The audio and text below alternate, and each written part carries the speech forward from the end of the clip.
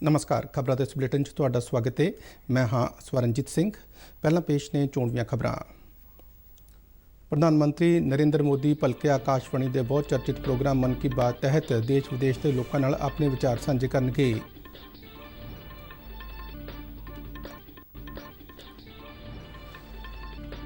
केंद्रीय हाउसिंग ते शहरी मामले बारे मंत्री हरदीप सिंह पुरी ने कहा कि प्रधानमंत्री आवास योजना शहरी तहत करीब 1 करोड़ 12 लाख घर लाभपात्रियों को देने की मंजूरी दी गई है।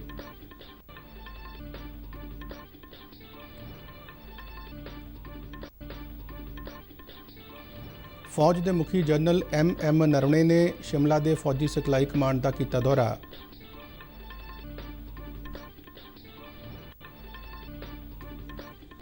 देश में बीते 24 घंटे दौरान 48,698 नवे कोरोना मामले दर्ज। बीते दिन 64,818 तो वध कोरोना मरीज सेहतयाब होए। कोरोना तो ठीक होने की दर 96.72% ते पहुंची।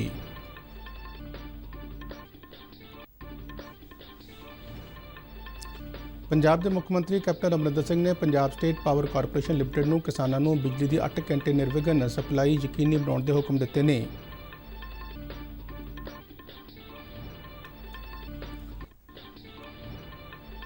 पंजाब अपने नागरिकों को डाटा चालक मजबूत शासन मुहैया कर लिए डाटा नीति लागू करने वाले सूबों चों पहला सूबा बन गया है।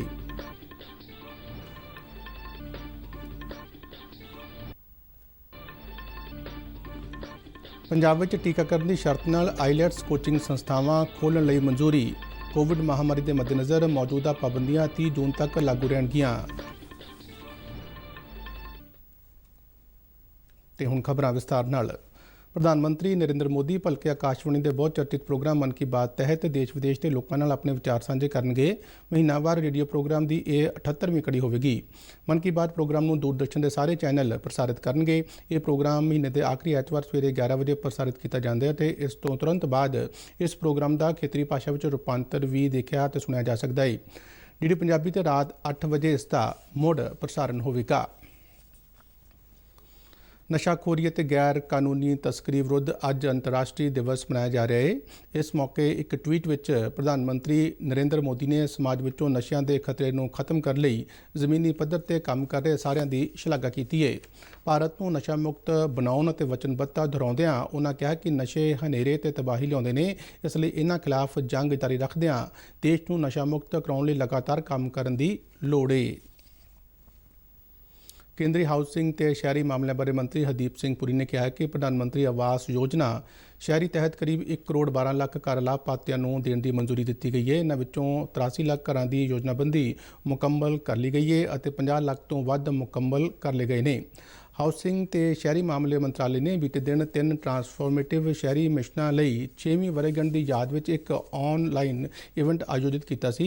इन्हां मिशनां विच smart city mission, Atal mission for urban rejuvenation and urban transformation और प्रधानमंत्री आवास योजना शहरी शामिल ने, जिन्होंने 25 जून 2015 को प्रधानमंत्री नरेंद्र मोदी ने लॉन्च किया सी। इस मौके हाउसिंग ते शहरी मामले बारे मंत्री हरदीप सिंह पुरी ने एक शॉर्ट मूवी जारी की जिस विच लखां भारतीयों को पक्के घर के सुपने को पूरा करने बारे मिशन के 6 शानदार वरियां का सफर दिखाया गया है। प्रधानमंत्री की दृष्टि 2022 तक सारे लिए घर अनुसार प्रधानमंत्री आवास योजना शहरी ने जबरदस्त सफलता दर्ज की है। प्रधानमंत्री Awas Yojana us having delivered or rather sanctioned 1 crore 13 lakh homes after June 2015 till date. And he also mentioned that a previous scheme, JNURM, they were able to deliver only 8 lakhs. तो कहाँ 8 लाख और कहाँ 1 crore 13 lakh. Prime Minister Modi's concept of the urban rejuvenation and the urban delivery through a competitive, more than competitive, a cooperative federal structure is what made this possible. Mission तहत हुण तक मंजूर किए गए घरां ते 7 करोड़ 35 लाख रुपए का निवेश होगा, जिस विच 1 करोड़ 81 लाख रुपए केंद्रीय सहायता है। हुण तक 1 करोड़ लाख रुपए तो वध की केंद्रीय सहायता जारी की जा चुकी है। रक्षा खोज ते विकास संस्था DRDO ने ओडिशा के तटी इलाके के बाहर वार ਚੰਡੀਪੁਰ ਦੇ ਏਕੀਕ੍ਰਿਤ ਟੈਸਟ ਰੇਂਜ ਵਿੱਚ ਇੱਕ ਮਲਟੀ ਬੈਰਲ ਰਾਕਟ ਲਾਂਚਰ ਤੋਂ ਦੇਸ਼ ਵਿੱਚ ਹੀ ਬਣਾਏ ਪਿਨਾਕਾ ਰਾਕਟ ਦੀ ਵਧਾਈ ਹੋਈ ਰੇਂਜ ਵਰਸ਼ਨ ਨੂੰ ਦਾਗ ਕੇ ਸਫਲਤਾਪੂਰਵਕ ਪ੍ਰੀਖਣ ਕੀਤਾ ਹੈ। ਵਧਾਈ ਹੋਈ ਰੇਂਜ ਦੇ 25 ਪਿਨਾਕਾ ਰਾਕਟਾਂ ਨੂੰ ਵੱਖ-ਵੱਖ ਰੇਂਜਾਂ ਵਿੱਚ ਟੀਚਿਆਂ ਤੇ ਲਗਾਤਾਰ ਇੱਕ ਤੋਂ ਬਾਅਦ ਇੱਕ ਲਾਂਚ ਕੀਤਾ ਗਿਆ। ਲਾਂਚ ਦੌਰਾਨ ਮਿਸ਼ਨ ਦੇ ਸਾਰੇ ਟੀਚੇ ਪ੍ਰਾਪਤ ਕਰ ਲਏ ਗਏ ਨੇ। ਵਧਾਈ ਹੋਈ ਰੇਂਜ ਵਾਲੀ ਪਿਨਾਕਾ ਰਾਕਟ ਪ੍ਰਣਾਲੀ ਨਿਸ਼ਾਨਿਆਂ ਨੂੰ 45 ਕਿਲੋਮੀਟਰ ਦੀ ਦੂਰੀ ਤੱਕ ਤਬਾਹ ਕਰ ਸਕਦੀ ਨੇ।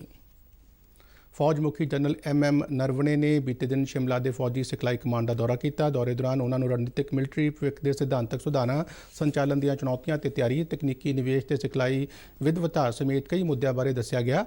फौज मुखी नूं फौज नूं वध तों वध प्रभावशाली बनाउण लई कीतीआं गईआं पहलकदमियां ते पेशेवराना मिलिटरी सिੱਖਿਆ नूं वधेरे समकाली ते मौजूदा चुनौतियां दे ਹੁੰਗਾਰੇ ਲਈ ਚੁੱਕੇ ਗਏ ਕਦਮਾਂ ਤੋਂ ਵੀ ਜਾਣੂ ਕਰਵਾਇਆ ਗਿਆ। जनरल नरवणे ने माणयोग हिमाचल प्रदेश के राज्यपाल भंडारू दत्तात्रेय नाल भी मुलाकात की ते आपसी हितां वाले मुद्दों बारे विचार वटांदरा किया। भारत में बीते 24 घंटे दौरान 48,698 नवे कोरोना मामले दर्ज होए ने। इस समय दौरान 64,818 तो वध कोरोना मरीज सेहतयाब होए, जिस मगरों कोरोना तो ठीक होने वाले लोगों की संख्या 2,91,93,000 तो पार हो गई है। केंद्रीय सेहत मंत्रालय अनुसार लगातार 44वें दिन कोरोना तो ठीक होने वाले की संख्या नवे कोरोना मामले तो वध दर्ज की गई। कोरोना तो ठीक होने की दर में होर सुधार दर्ज किया गया है, जो इस समय 96.72% ते पहुँच गई है। मंत्रालय अनुसार देश में एक्टिव कोरोना मामलों में होर कमी दर्ज हुई है।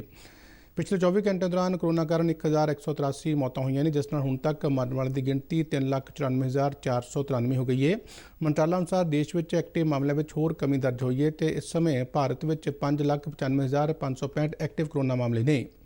इस दौरान देश में कोविड टीकाकरण की मुहिम तेज़ी नाल जारी है तो देश में हुण तक 31,50,45,000 तो वध टीके लगाए गए ने। पंजाब के मुख्यमंत्री कैप्टन अमरिंदर सिंह ने Punjab state power corporation limited नूं किसानों नूं बिजली की 8 घंटे निर्विघन सप्लाई यकीनी बनाउण दे हुक्म दिते ने। मुख्यमंत्री ने कहा कि बिजली की कमी नूं पूरा करने लई किसी भी कीमत ते सूबे तो बाहरों बिजली खरीदी जा सकती है। मुख्यमंत्री बिजली की सप्लाई की स्थिति का जायजा लैण लई उच्च पद्धरी मीटिंग की प्रधानगी करदे बोल रहे सन। उन्होंने वित्त विभाग नूं हिदायत की कि PSPCL नूं 500 करोड़ रुपए जारी किए जाण तां जो कोविड महामारी के मद्देनज़र पैदा हुए वित्ती संकट नाल नजिठिया जा सके। पंजाब अपने नागरिकों को डाटा चालक मजबूत शासन मुहैया करने लिए डाटा नीति लागू करने वाले सूबों चों पहला सूबा बन गया है। यह जानकारी पंजाब सरकार की मुख सकत्तर विनी महाजन ने विश्व बैंक के सीनियर अधिकारियों नाल एक संवाद दौरान सांझी की। विश्व बैंक ने सूबे वालों सेवावां की सपुर्दगी में पारदर्शिता, जिम्मेवारी, जवाबदेही लिए लागू किए सुधारों लिए सूबे की प्रशंसा की। मुख सकत्तर ने कहा कि पंजाब सरकार विश्व बैंक नाल मिलकर जलवायु परिवर्तन, लचकता, डाटा चालक फैसले करन ते वधेरे कुशल ते प्रभावशाली सेवा की सपुर्दगी लई समर्था उसारी ਲਈ वचनबद्ध है। पंजाब सरकार ने कोविड महामारी के मद्देनज़र सूबे में लागू पाबंदियां ते दित्तियां छूटां नूं 30 जून तक वधा दिता है। सरकार ने आईलैट्स कोचिंग संस्थानों भी शर्तां सहित खोलण की इजाजत दी है।